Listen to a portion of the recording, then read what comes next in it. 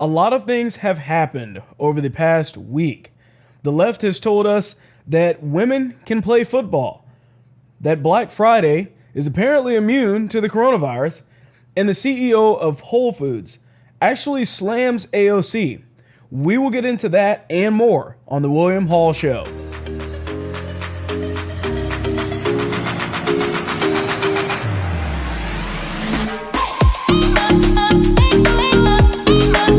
All right, welcome to the show. This is technically the first real episode of the William Hall Show.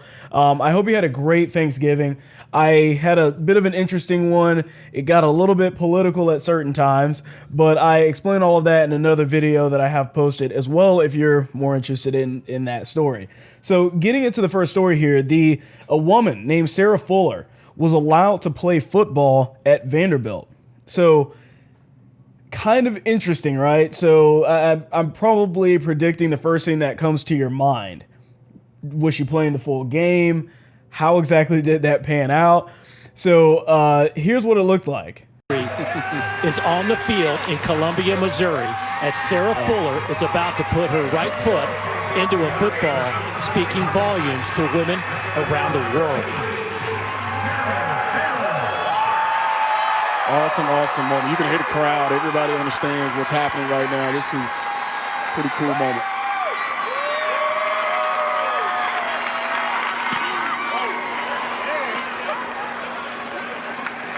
And the kick down at the 35-yard line, and Sarah Fuller. All right, before you start thinking that was something else, that was not just a highlight reel. That was it. That was literally it. Just kicking the ball. And of course, they didn't try to run it down the field because she would have gotten trampled over and it would not have ended well for her at all. So there's a lot of issues when we're seeing stuff like this. Now, seeing this on its face, it's like, okay, why did this happen? But all you need to do is go to the ESPN webpage and all of their social media accounts. And you're going to see this woman's picture along with everything else. That this was history breaking and this was the first time this has ever happened and praise all women. The way that they're spinning this is that this woman single-handedly played football. I mean, they literally are saying this woman actually played in the game. It was just that one play, mind you. And it was really kind of a cop-out play. Like if you've actually watched a decent amount of football, which I don't personally, but I at least know that her just kicking it, which wasn't a good kick at all, by the way. And then immediately running off the field just to be praised, like, oh my gosh, she actually did something. It is nothing. It's literally nothing, but yet the left is going to tell us that this is the single most important thing that's happened over the weekend. It's absolutely ridiculous, and it's a lie. So the team, Vanderbilt, actually lost that game 41-0. Now, you're not going to see that on their social media, of course. They don't want to, of course, slam her or make her look bad in any way. It's just the highlight is that she did a kickoff. That's literally it. So this kind of speaks to the left mentality, I think, of the fact that they are trying to emasculate society. Everything that they do is set up to take the focus away from men and put it all on women. And it's pretty sad because the problem with doing this is that I don't think anybody normally has an issue with saying, hey, this woman did a good job, just as much as they wouldn't have an issue with them saying, hey, this guy did a really good job at something. But the left has to put men down in order to lift women up. And that's some of the biggest problems that we're seeing in society.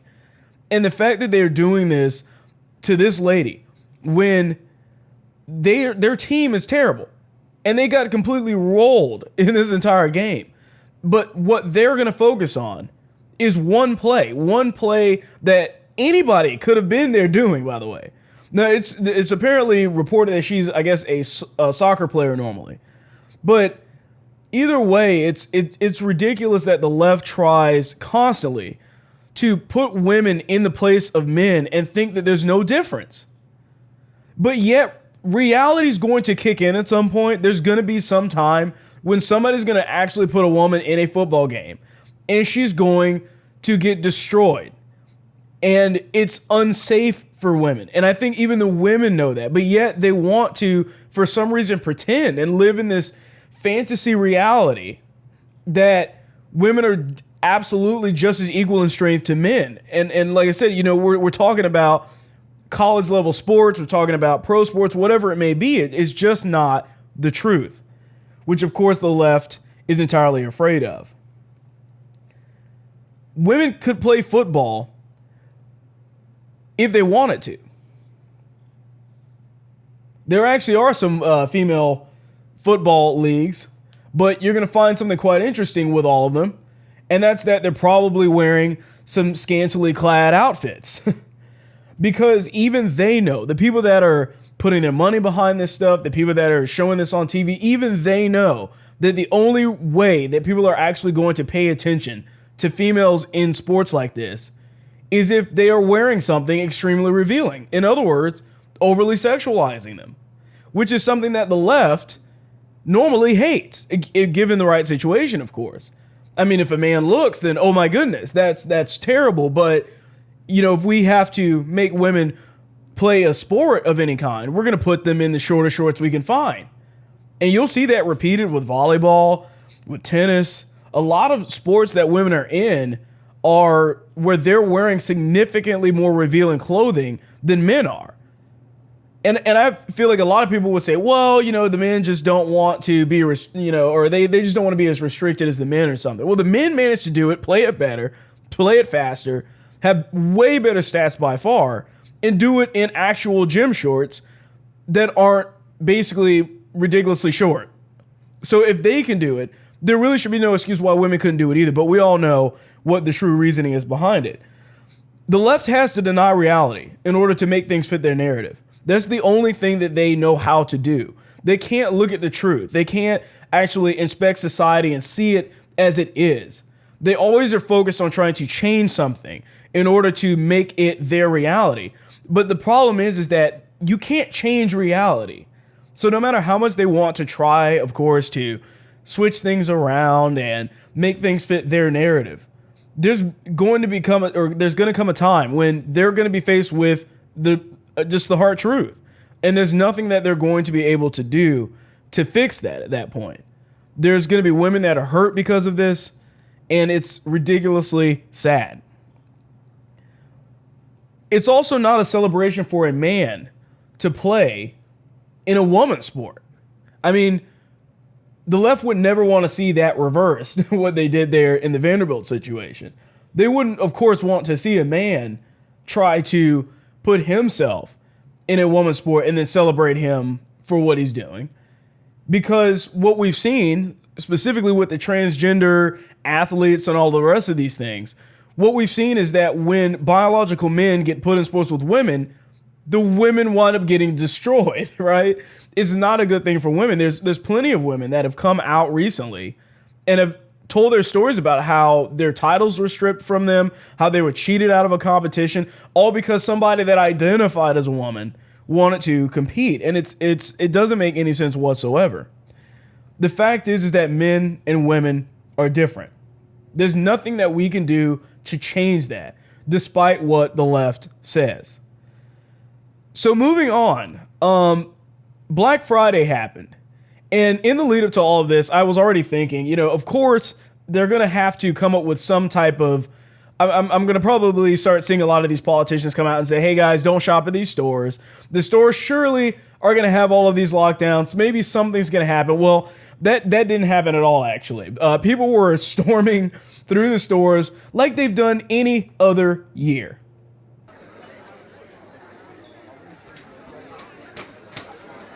Oh, look at that, bro.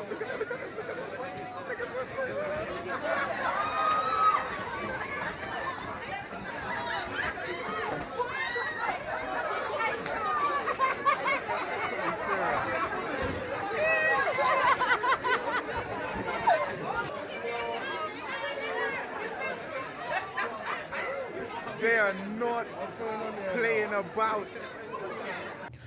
What's interesting about that is that you're not going to see the media asking where the masks are. Where's the social distancing?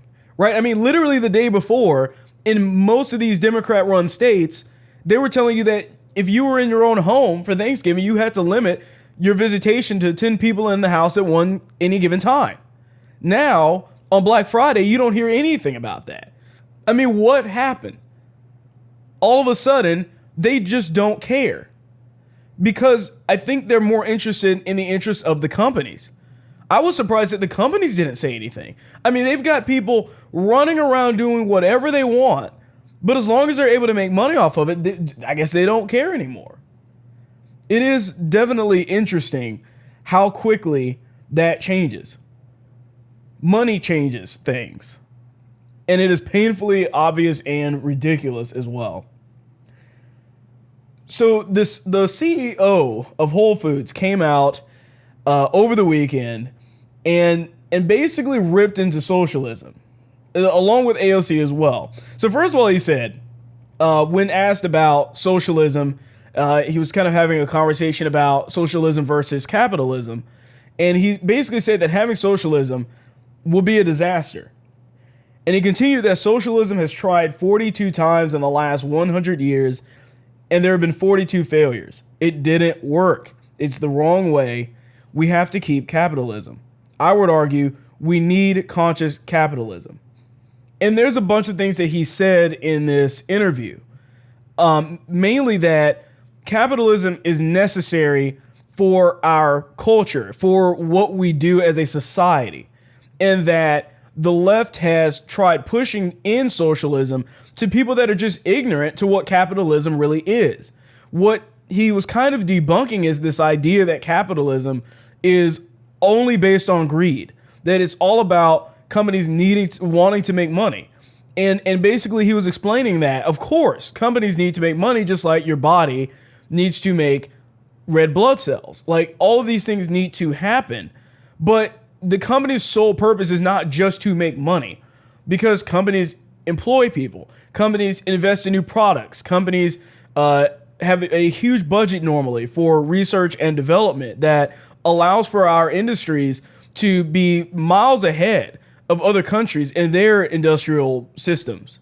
We are far ahead when it comes to medicine, when it comes to products, technology, all because we have a government that, generally speaking, gets out of the way and allows companies to actually continue to improve their products and improve their services to the customer. So he was kind of breaking these things down. Now, honestly, I didn't expect any of this to come from the CEO of Whole Foods, considering the fact that that's, generally speaking, a brand that is not purchased by people that are typically very conservative. I mean, that it doesn't really, I mean, it's just a health food store, right? Like, it doesn't mean that you're a liberal just because you are more focused on health. I mean, I enjoy a lot of healthy foods as well, and that's something that I definitely would participate in. But a lot of their customers probably, I guarantee you, slant slightly or heavily towards Democrats and liberals, people that don't like this. They don't like capitalism. So seeing him come out and say that is a big deal. And he also ripped into AOC, saying that her Green New Deal will cause the U.S. to regress. And I mean, it's common sense. I know that. If you're watching this, I guarantee that you know this as well. But a lot of people really have no idea about anything when they're these younger people that have been sold this lie of socialism by the Democrats and the far left. They really have no idea about how damaging the Green New Deal would be to the country. I mean, we saw this in the debates. We've seen this, that being a primary point of contention for the Biden campaign, where they tried to separate themselves from the Green New Deal because they knew that it was not a good policy, when all of the spending and everything they have you doing is effectively hurting your business, hurting what it is that we do in the country, causing all of these ridiculous restrictions, trying to keep people from driving cars, and the list goes on. So lastly here, the Biden team announced an all-female senior White House communications team, which is kind of to be expected. I mean, he did say before right when he was basically nominated, that he was going to pick a black female VP. And of course he did that through Kamala, if she actually really is that black, which I don't think she is based off of her parents. But his statement basically kind of sums up exactly what's going through their mind here. And he said, these qualified, experienced communicators bring diverse perspectives to their work and a shared commitment to building this country back better. Everything that's said there is a blatant lie to anybody that's actually paying attention to what's going on. The fact is that all of these people have the same perspective. They're all leftist. They all align with the Biden administration. So, it's funny that they say diverse perspectives. They're all women, and they're all left-leaning women or leftist women. What's diverse about any of those perspectives? You have one, it's different than your own, but that's not what he said. It's this idea that you can have all women on a panel, 10 women together, for example, and as long as they're Democrats, as long as they're far left, that's diversity. But if you have all men, it's not diversity. Whether they are Democrats or Republicans or whatever it may be. The reason why they're making this statement is because they know it's a lie. There is no diversity when your entire communications team is one sex, one probably race, one just ideology. Everything there tells me that they align in one specific way and that they all believe exactly the same thing. That is not diversity, but they'll keep saying that it is because that's what they want you to think it is. But it's a blatant lie. Meanwhile, they'll also ignore all of the women on Trump's team as well, where there's a mixture of women. And by the way, all of which who are competent in their jobs, which you would think would be the most important thing. But that's not what they're saying there. Now, he says these qualify, but we have no idea whether they're qualified or not. I mean, there's no way that you were looking at the list of applicants for this role or these roles here, and it was all the top qualified people as far as the best credentials, the most experience. There's no way that all of them at the top of that were all women. We know what this is. We know how they're trying to lie. And we know that they don't care about women at all unless they align with their perspective. It's more of the Democratic lies.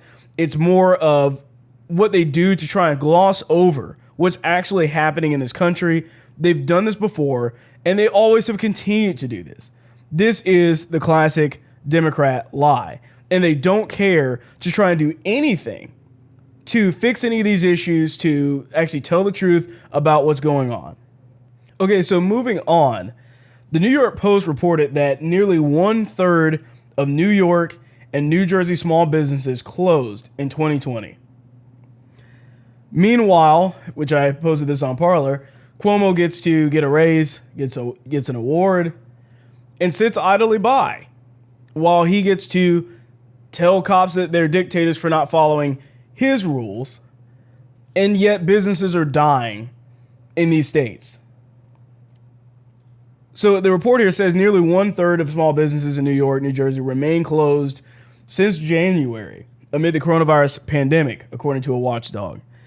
In the Empire State, 27.8% of small businesses have not reopened their doors, while Jersey has lost 31.2% as of November 16th. This is just sad.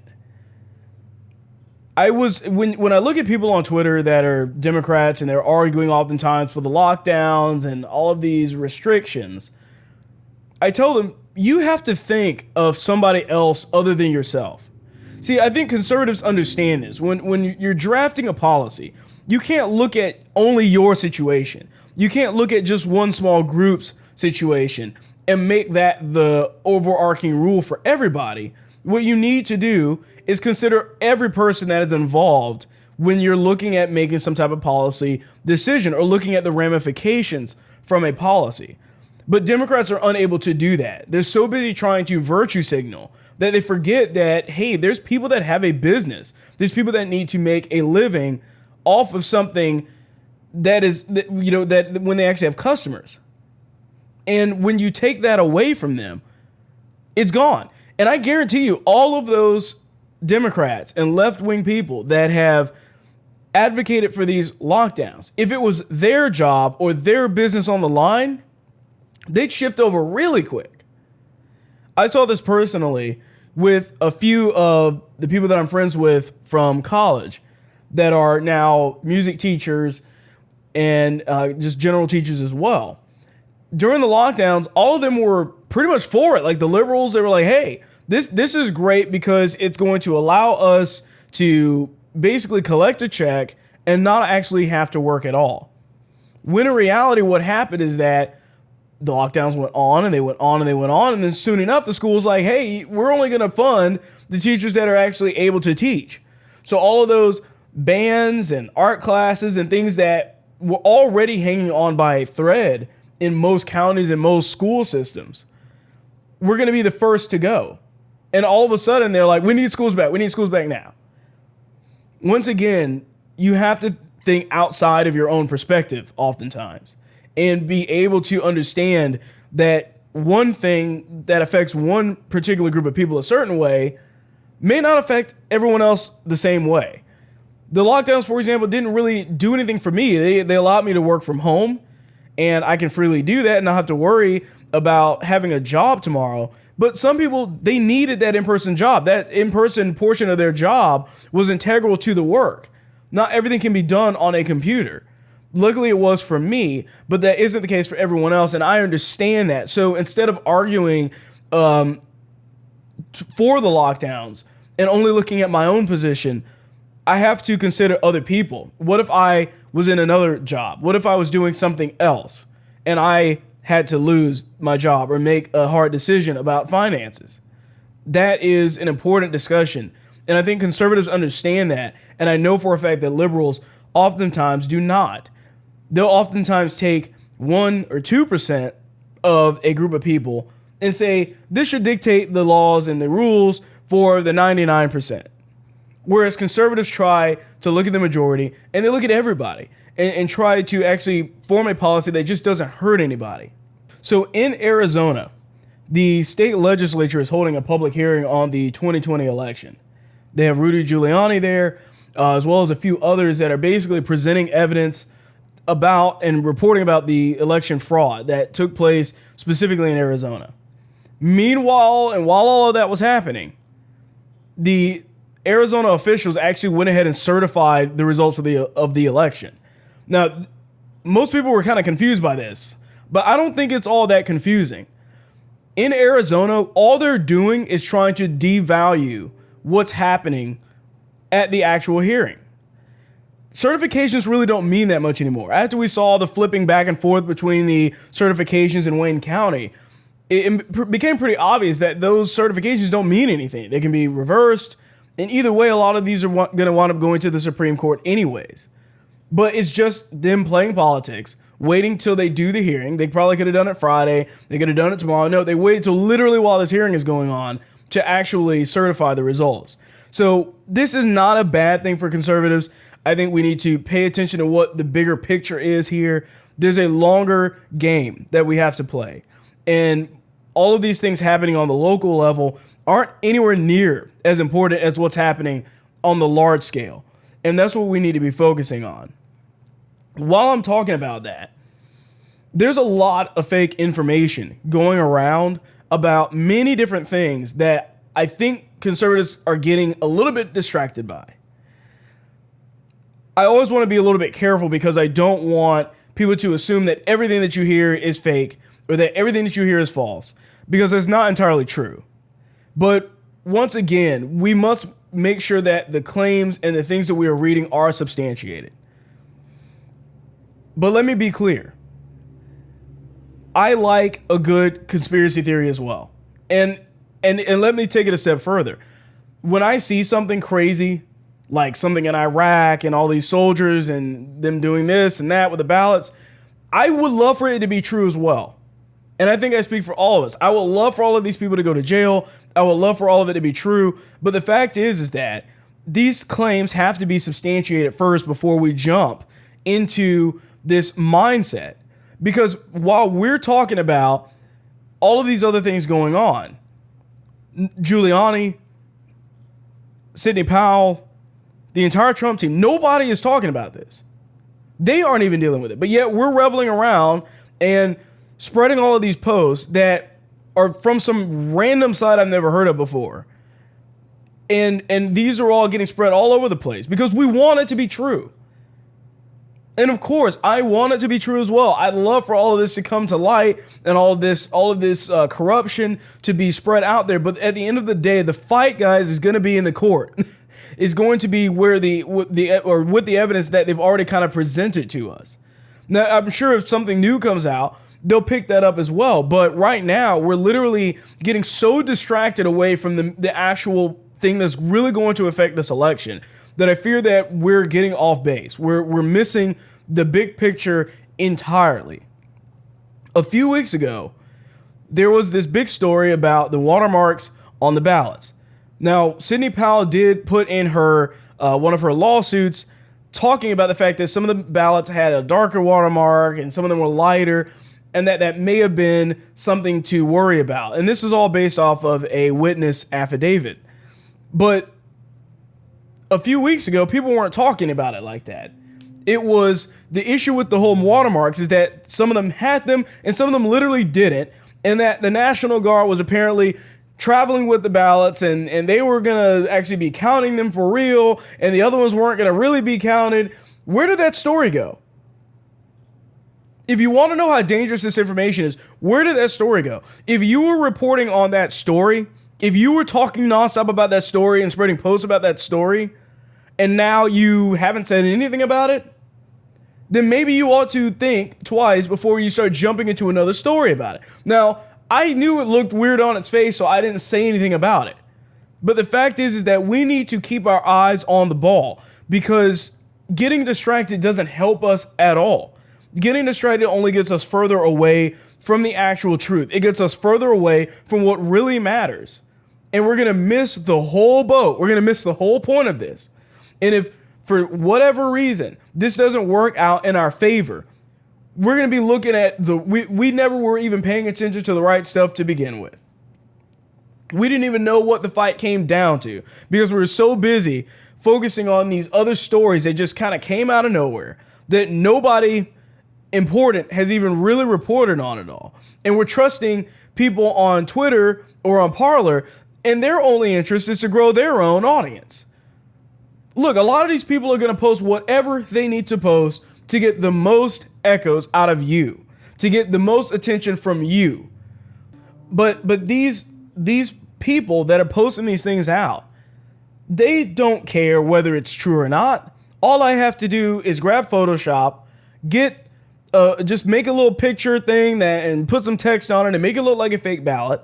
And before you know it, everybody's going to believe what I'm saying. And it's going to get 5,000 echoes, 5,000 retweets, whatever it is. And people are going to believe what it is. And you'll have a few people, maybe a handful of people that might say something like, hey, where's the source on this? Where'd you get that from? But the majority of people are just going to go running right along with it and don't care. I want a lot of things to be true. And I think I speak for everybody. We would love for all of this to be true. I would love for Hunter Biden to be in jail right now. I would love for all of the Bidens to be in jail right now. But right now, those stories are not the focus. And when we start getting sidetracked by random people posting random stuff online and assuming it's true, echoing it out, and spreading this misinformation, we have no idea what's what. I advocate for everybody, regardless of who you see the information from, to do your own research. Go online, search it, find it for yourself. Don't wait for other people to spread something to you about it or whatever it is. There are too many accounts out there that are only concerned with growing their own followers, that they'll lie to you to your face. They don't care, a lot of them. So be careful.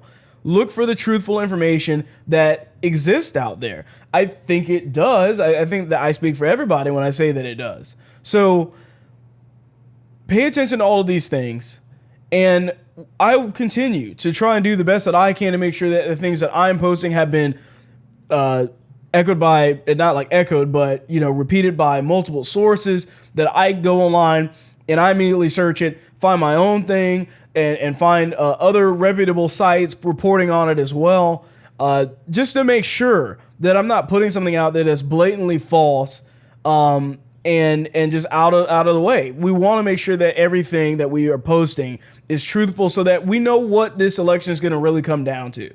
Because if you're thinking it's coming down to the National Guard counting ballots, you're wrong. That's not what we're dealing with right now. That's not in any of the lawsuits. That didn't happen, and everybody ran along with it. So if you fell for it, that's fine. Be careful next time.